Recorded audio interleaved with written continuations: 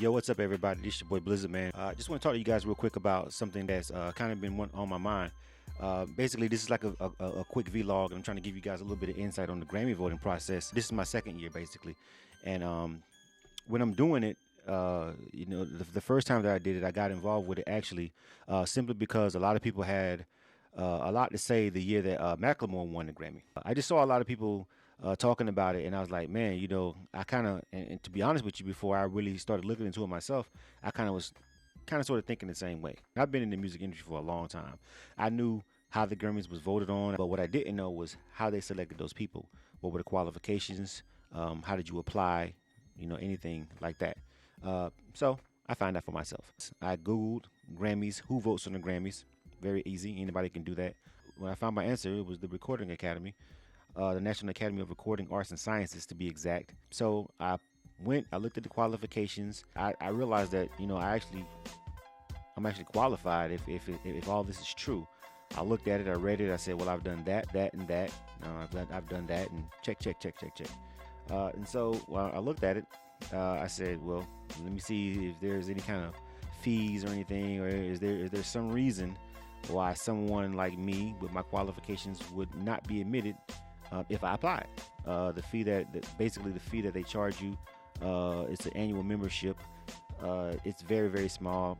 To be honest with you, I've got sneakers that cost more than the annual membership, to be honest with you. I applied and I got accepted. Once they accepted me, and I of course I had to turn in my credentials. It's a not a very long application, but it's all about your music career, what you've done, and your where you at with it, and asking you for a couple of documents. Not that much. It's really not difficult at all, though. Seriously, if you got an internet connection, you should have all this stuff online anyway. If you're actually serious in the music business and you're just not doing this for a hobby. Now I'm a member of the National Academy of Recording Arts and Sciences, and I'm actually a person who actually votes on the Grammys. Now, this is my second year. Basically, I'm just making this live stream, this vlog, to let you guys know that a couple of things. First thing, there is no conspiracy, I don't think, to keep black people out of the voting membership of the Grammy Awards. And there's been a lot of controversy about why the Grammys don't get the hip hop and R&B categories, right? A lot of people feel like it's not a proper representation, even though it's the longest running, biggest music award that's actually awarded to you by peers. This is not some board of people who don't know shit about music. And that's the questions that they ask you. What have you done musically? What PROs are you with? What albums have you done? Where are your writing credits?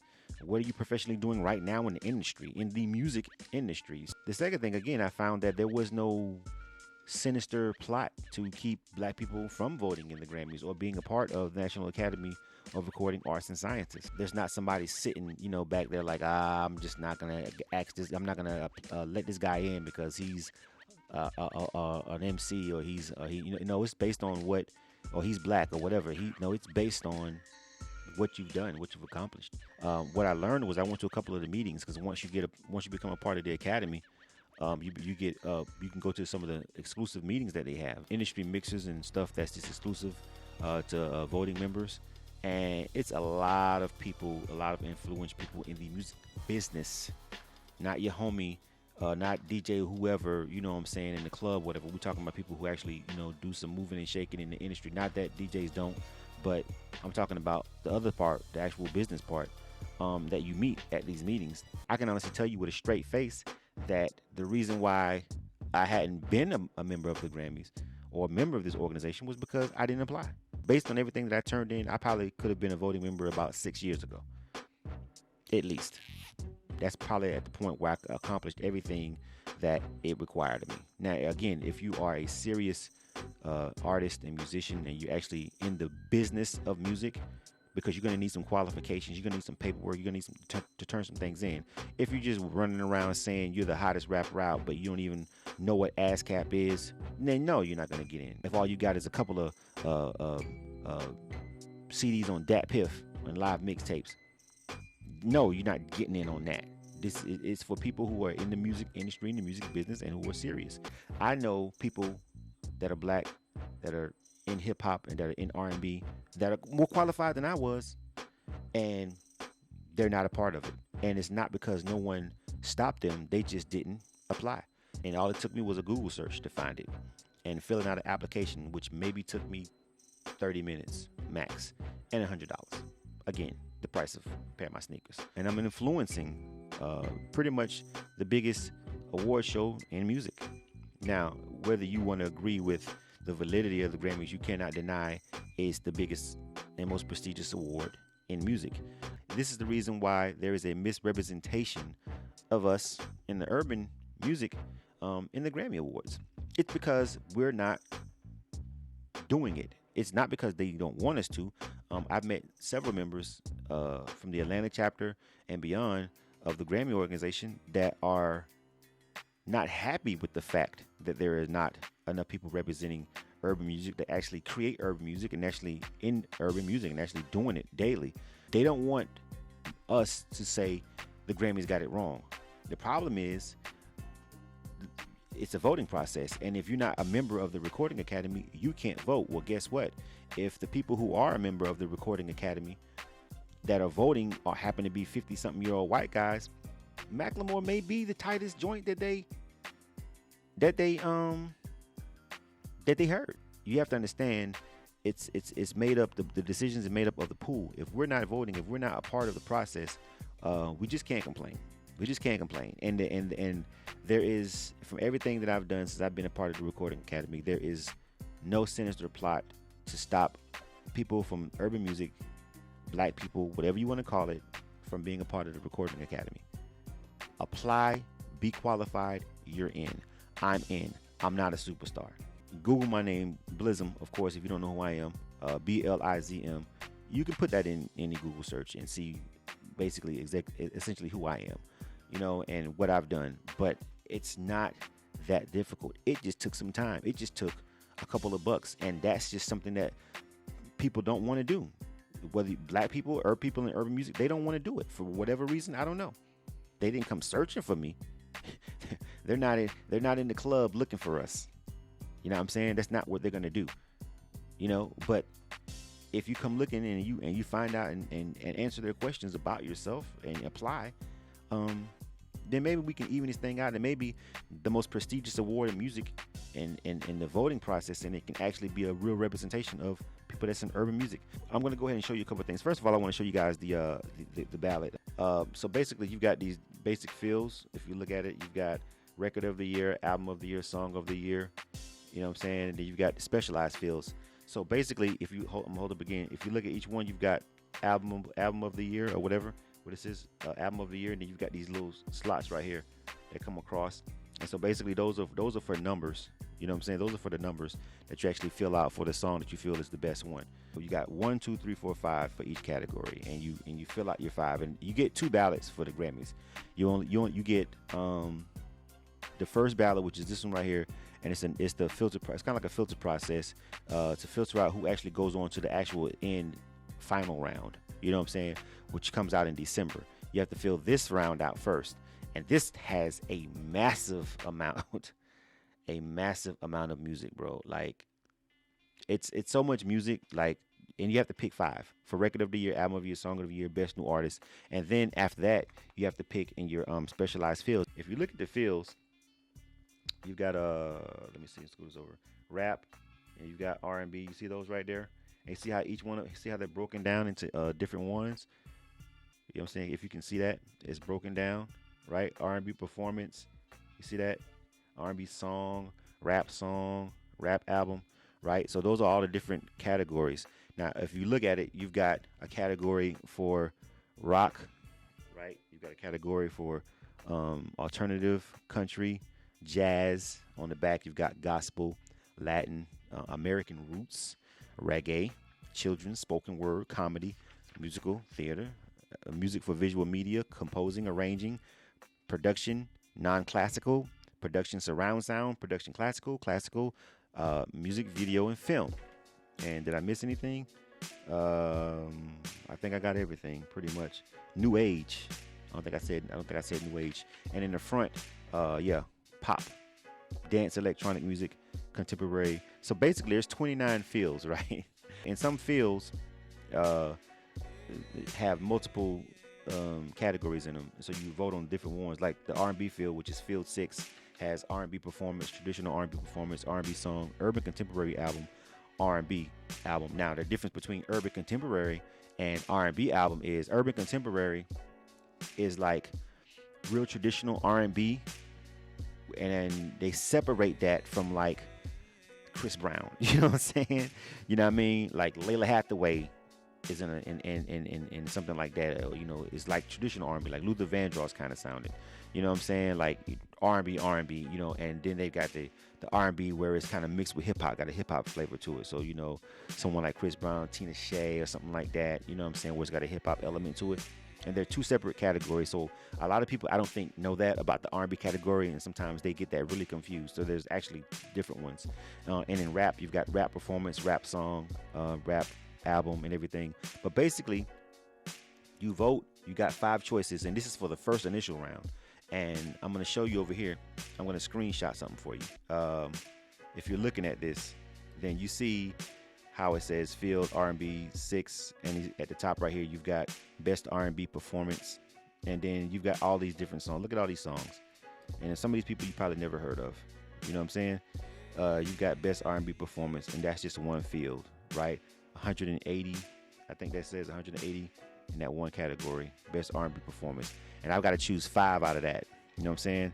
And then you come down to the next field within R&B, which is best traditional R&B performance. You know what I'm saying? And then you got 120 something. What is that? No. Yeah, 120 something in that one. You know what I'm saying? In that field.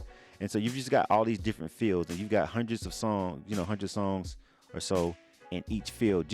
And this is just for the first nomination part, the nomination process. This is not even the final round that you get a whole nother ballot that's like this that you have to fill out back in December. So you actually fill out 2 of these. You know what I'm saying? I'm just showing you guys this. Then if you look at rap, let's go over in here and click rap. I'm gonna click the rap one real quick, and you see the rap field pop up. You know what I'm saying? And you've got all these different ones. You've got the best rap performance field, and it's got a whole bunch of entries for best rap performance. And then you've got right here, if you stop, best rap collaboration. And then you've got, that's a whole nother category by itself, and then you got to pick from all of these songs, right? And then you can only choose 5. You got to look at all these songs. Best rap song. Look at all these songs right here that you got to pick from. And you've got to pick 5, and that's just literally for this round. You know what I'm saying? And so that's how it breaks down. Like the process itself is daunting because you have so many songs that you have to pick, and you have to pick the best 5. And this is just round 1. And then after everybody sends their ballots in, like out of everybody, you know, they pick the top ones, whoever got the top. Then in December, you do it again. And in December, when they send you back out for the final voting ballot, they actually have a website, a special page that opens up on the Grammy voting website. And you can actually listen to each song, almost pretty much every song or each album that's up in each category, right? Now, here's the kicker. I don't know if you saw this part. Important. Do not vote in more than 20 categories. You see that right there? This is where it keeps you honest. You see that? Important. Do not vote in more than 20 categories. That's paramount because there are, 83 categories literally, because you've got 29 fields and they're broken up. You know, some field like music and video only has 2 categories in it. Field 29, whereas R&B has 1, 2, 3, 4, 5. Well, 1, 2, 3, 4, 5. Rap has 1, 2, 3, 4, 5 categories in the field, right? But here's the thing: if I'm an R&B, hip hop, rap guy, I can only vote on I can only vote on 20 fields, right? So if I vote on those right there, all of the R&B and rap fields, that's 10 categories right there, because each one of those fields have 5 categories apiece in it. So I can't vote on everything on this sheet. The only thing that everyone can vote on once, that's not a part of your 20, is the general field, right? The general field, the record of the year, album of the year, song of the year, best new artist, that field at the top right there, that top field right there, that top field right here. There is no limit. Everybody votes on that because that's your pick out of all these songs that I just showed you over here on the screen. That's out of all of those songs, what's your best one, right? Out of everything, out of every genre, whatever. And so that field isn't limited. If I'm a hip hop guy, like I claim, like I said, my specialty and my expertise is in hip hop and R&B, which it is. That's my background. Then I can only vote in 20 of these. So I can't come over here and I can't vote in all 10 of these and then go vote in all of the Latin field and then go vote in all American roots and then reggae and then gospel and then I can't. I only got 20. 10 of them are going right there in my specialty, right? And I mean personally, they encourage you not to vote in fields, in specific fields that are not your expertise, right? So in my application and it's logged in that I'm a guy I'm a hip hop guy. I could vote in rock, but I'm not even a rock and roll guy. So I wouldn't even vote in that category, because I don't even listen to any rock. I would vote, of course, in a couple other fields, like the other fields that I plan on voting for outside of like R&B and rap is music, video, and film, because I'm into that. Production, production, non-classical production, best engineered and producer of the year. I'm a producer and I'm an engineer. So, of course, those I may vote for. Music for visual media, score soundtrack. I've done a score for a movie. That's something I've actually done. I have experience in. So that's something that I'm going to be checking out and looking, seeing what the nominations are. And if I've seen something out of that category, I'm going to put a vote down for that. But I only got 20 categories that I can go in, right? And that's the thing. So it doesn't let you just vote all over the place. You know what I'm saying? You only got 20 categories, and if you a rock and roll guy, then you're gonna eat up some rock and roll categories. You're gonna make sure you vote in that, and then the other stuff. But you can't just vote on every single category. You're not allowed to. The only one that everybody votes on is Record of the Year, Album of the Year, Song of the Year, and Best New Artist. That's the one that everybody gets to vote on. And that's just your general favorite pick. That's why Album of the Year, Record of the Year, and Song of the Year, if you're a hip-hop person or whatever, it's got to be an amazing urban song in order to probably win that. Because again, like I've told you in the beginning of this video, we're not representing and we're not coming and we're not voting, number one. And so there's just not enough literally people in the urban music community that's voting to, if you feel like if that was all that mattered, but then that doesn't actually really matter now, does it? You know what I'm saying? Because a great record can still win whether they're a black artist or not, because there have been black artists that have won Record of the Year, right? Of course, it was crossover, but how many hip hop songs have won Record of the Year? Hip hop albums have won Album of the Year, and that's because, again, of the voting pool, because everybody gets to vote in that. Well, if everybody gets to vote in it, and there's not a lot of people in urban music that's actually in the voting pool, then what's the chance of a true hip hop album like Pimp the Butterfly, something like that, winning Album of the Year or whatever? You know what I'm saying? Like it may, but it's going to be harder if the people who actually listen to the music and who actually really love that music aren't even in the voting field. It's a better chance that it might pop off in the actual field itself. But then again, you've got people that may be part-time hip hop lovers and not really into the genre who may actually vote on it and kind of maybe to you or me or whoever else get it wrong. But it's not their expertise. But they're allowed to if they got enough extra categories. Again, you can only vote in 20. So I'm just doing this to let you guys know that the voting process, first of all, the voting process is not hard, is not complicated. And also, there is no sinister plot to stop black people or people in urban music from being a part of the Recording Academy. You know what I'm saying? And there's a lot of stuff that goes on that you guys don't see. Like, do you have Billboard magazine? Like, I know a lot of you guys may get Double XL, or a lot of you guys may get, all these different magazines. But Billboard magazine is the music industry, the business side of it magazine. And if you look in it, once the Grammy season come around, oh, don't get me wrong, they advertise, they advocate. See?